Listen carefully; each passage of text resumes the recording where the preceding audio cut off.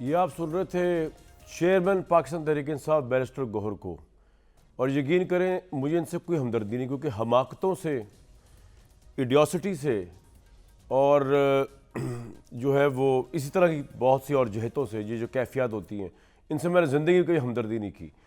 क्योंकि एक तो होती है इंडिविजुअल हमाकत, लेकिन अगर हमाकत लीडरशिप के लेवल पे चली जाए और फिर हमाकत जो है वो पॉपुलैरिटी के लेवल पे चली जाए, तो ऐसे लोग पूरी कौम का भट्ठा बैठा देते हैं। आप अंदाज़ा लगाएं, 70% जिन लोगों की थी पॉपुलैरिटी, इक़्तिदार से उतरने के बाद आज वो तो बानी बन के जेल बैठे हुए हैं, वहाँ पे किताबें पढ़ रहे हैं, इंजॉय कर रहे हैं लाइफ, अपने हिसाब से लीडर बन रहे हैं। वो अपने आप को कुछ और ही समझ रहे हैं कि वो पता नहीं, नेल्सन मंडेला से एक और इजाफी एडिशन चल रहा है, नेल्सन मंडेला एक्स्ट्रा एडिशन, वो बन रहे हैं इमरान खान साहब। इनको लगाया हुआ बेचारों को इस काम पे, जो बैरिस्टर गौहर है, अंदाजा लगाए इनको तो अपने मोहल्ले में कोई नहीं सुनता। ये चेयरमैन है पाकिस्तान, ये हाल कर दिया है हमाकतों ने इस पार्टी का। और वो खड़े होकर कह रहे हैं कि जी जिनकी 70% पॉपुलैरिटी जिस जमात की, वो अपनी लीडरशिप की हमाकतों की वजह से आज भीख मांग रही है, खौफजदा है कि हाय हमारे साथ क्या होगा, हमें अगर बल्ले का निशान ना मिला तो हमारे कैंडिडेट जो है ख़तरा ये है कि वो आज़ाद हैसियत में इलेक्शन लड़ेंगे। ये जो अपना खून है हमाकतों का, ये तलाश करें अपने चेयरमैन के उस पर कि जिसकी वजह से आज पीपल्स पार्टी का नाम इसलिए ले रहा कि पीपल्स पार्टी का पंजाब में इस वक्त अभी तक कोई नाम लेवा नहीं है। तो पंजाब, अभी आपको बताता हूँ पंजाब क्यों इंपॉर्टेंट है। ये ना समझिएगा मैं बायस्ड हूँ पंजाब के लिए, वो हकायक चीख के बता रहे हैं कि पंजाब से जीतेगा वही प्राइम मिनिस्टर होगा।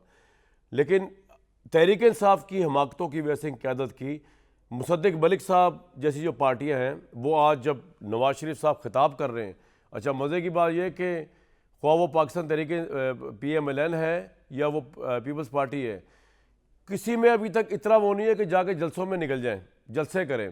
बिलावल साहब ने एक दो जलसे किए थे, मैंने देखे कि नून लीग तो मीनार पाकिस्तान के बाद जलसा करने की पोजीशन में नहीं है। वो अपने आप को ये तो कह रही है कि हम प्राइम मिनिस्टर बनने के स्लॉट में जा रहे हैं। मतलब आज नवाज शरीफ साहब का जो कॉन्फिडेंस था काबिल दीद था, मैं आपको दिखवाता हूँ अभी वो, जिसके बाद तो आज जो मेरी गेस्ट हैं पीपल्स पार्टी के, उनको मेरे इस इब्तदाई और नवाज शरीफ साहब की बात सुनने के फ़ौरन बाद मुसद्दिक मलिक साहब को मुबारकबाद देनी चाहिए कि 4th टाइम प्राइम मिनिस्टर बनने जा रहे हैं उनके लीडर, और उनकी पार्टी पावर में आ रही है।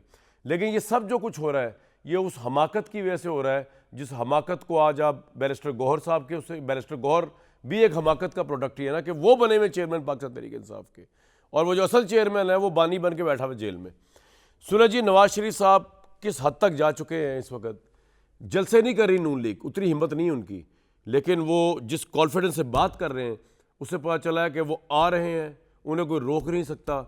और अब पीपल्स पार्टी समेत सारी पार्टियों को नून लीग को मुबारकबाद दे देनी चाहिए वज़ारत उज़्मा की। सुनवाएं जी नवाज शरीफ साहब, सबसे पहले तो जो बताया कि उन्होंने किस तरह भैंस तक की बल्कि ये भी ना सुनवाएं, बल्कि आप बताएं कि उन्होंने कराची के हवाले से जो गुफ्तगू फरमाई और उससे उनका कॉन्फिडेंस छलक के जो आ रहा है। जी पलूशा खान साहब, ये तो कराची का भी स्वीप कर जाएंगे मियाँ साहब। वो तो कराची के वोटर्स को, अगर वो पीपल्स पार्टी या PTI को वोट देते हैं तो उनका भी गिरबान झकवा रहे हैं इस वक्त, इस कॉन्फिडेंस। जी पलूशा साहिबा, मुबारकबाद दे दें आज पीपल्स इनको जीत की।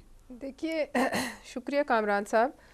बात यह है कि किसी भी वोटर के गिरबान को खोलकर उसे कहना कि इसमें झांक लो, ये कोई इतना काबिल फ़ख्र कारनामा नहीं है कि मैं मुबारकबाद दूँ कराची वालों को। मैं समझती हूँ कराची के नहीं मैं कह रहा हूँ नून लीग को मुबारकबाद दें, वज़ीर-ए-आज़म बनने जा रही है उनकी पार्टी, मैं ये कह रहा था आपसे। देखिए मैंने तो कभी इमरान खान को नहीं दी जब वो कहता था कि मैं अगले 10 साल इधर ही बैठा हूँ, और आप ही के शोज़ में उनके कुछ भोंपू बचते रहते थे कि अगले 5 साल भी हमारे, उससे अगले 5 साल भी। आपको तो याद होगा, जी आप और हमने ऐसे कई मार्के जो हैं वो उनके साथ जो है लड़े हैं, जहाँ उनको यकीन था और वो मुबारकबादें वसूल करते फिरते थे। उनका कॉन्फिडेंस, मियाँ साहब का कॉन्फिडेंस को तो मैं बाद में बात करूँ, जो इमरान खान का कॉन्फिडेंस था उसकी कोई टक्कर का कॉन्फिडेंस है किसी में?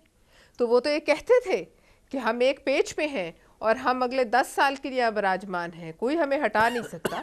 तो ये बातें जो हैं ये जाहिर है इस वक्त तो नज़र आ रही हैं, लेकिन इन बातों का जो आखिर में जो इमरान खान साहब के साथ हुआ है और जिस तरीके से वो लाए गए थे उसी तरीके से वो चले गए, इसके बाद हम इनके साथ भी दोबारा ऐसे होगा। समझ लेना चाहिए। देखिए इस मुल्क में कुछ भी हो सकता है कामरान साहब। सही है। देखिए जब आप हायर होते हैं तो फिर आप फायर भी हो सकते हैं ना। अब बात यह है कि whoever hires you has the authority to fire you, सीधी बात है। लेकिन बात यह है कि ये मियाँ साहब के मुखालिफिन हमेशा ये कहते हैं, आप भी कहते हैं कि चाहे कुछ भी हो जाए, मियाँ साहब के दिल से जो उनके साथ हुआ उसका बुग़्ज़ नहीं निकल सकता।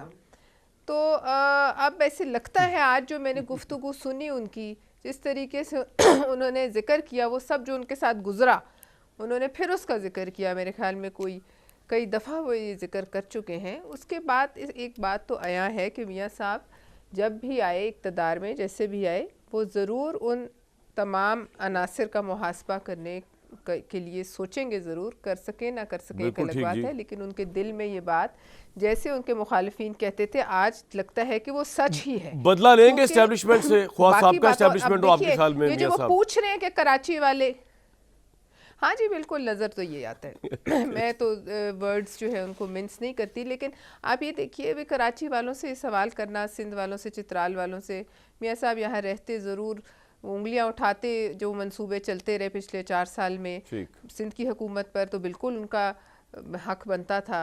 लेकिन वो चले गए, तो पीछे जो लोग रहे और जिन्होंने हुकूमत की 4 साल और 5 साल, उनका फिर जाहिर है जो लोगों में रहते हैं वो सवाल कर सकते हैं।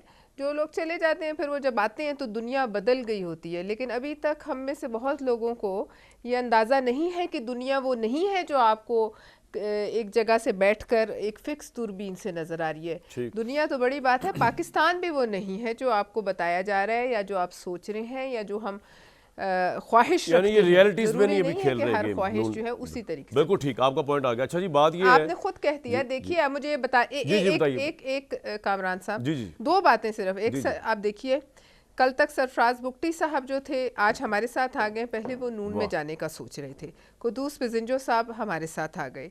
चौधरी शुजात साहब के बेटे ने, कल मैंने खुद सुना, उन्होंने कहा कि हमारा कोई इत्तेहाद मियाँ साहब से और PMLN से नहीं हुआ, हमने तो सियासत में बात ही नहीं की, हम तो वैसे ही गप्पे लगाते रहे।